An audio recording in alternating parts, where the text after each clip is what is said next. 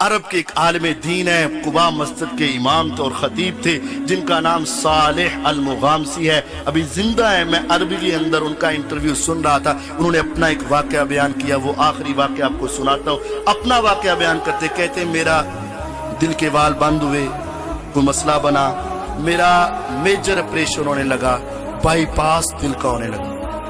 عرب کا عالم اور اس مسجد کا خطیب جہاں 2 رکعت نفل کا ثواب کتنا ہے؟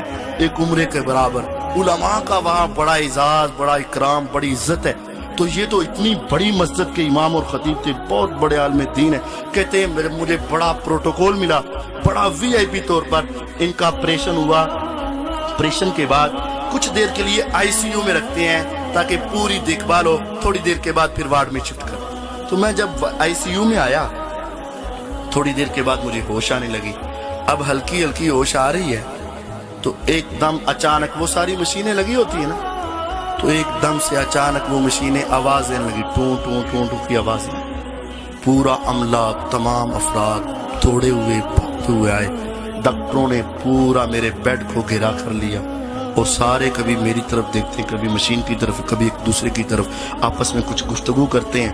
مجھے تسلی دے، کچھ نہیں، ان کا حق تھا مجھے تسلی دے، لیکن کہتے ہیں میں ان کو دیکھ رہا تھا، ان کے چہروں کو پڑھ رہا تھا، یہ کام خراب ہو گیا۔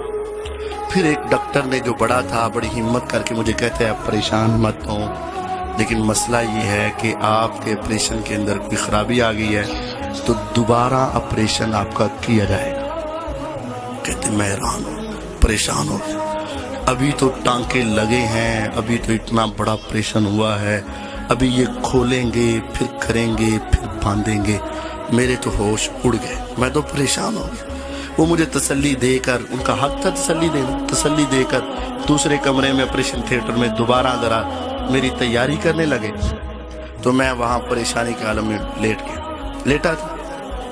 جب وہ چلے گئے نا تو ایک نرس، فلپائن کی رہنے والی، لیکن وہ ان کے بیانات سنتی ہوگی، کہتے ہیں وہ میرے چہرے کے اثرات کو دیکھ کر میرے قریب آئی اور آ کر کہنے لگی یا صالح لا تخف، صالح ڈرتے کیوں، صلی علی محمد صلی اللہ علیہ وسلم، پریشان مت ہو، 2 جہانوں کے سردار پہ درود پڑھو۔ حدیثیں حالانکہ ان کو زیادہ آتی تھی، لیکن جب انسان پریشان ہوتا ہے نا، اس کو کوئی بات بتائی جائے تو فوراً اس کو قبول کر دو۔ یہ دکھی آدمی کی یہ کیفیت ہوتی۔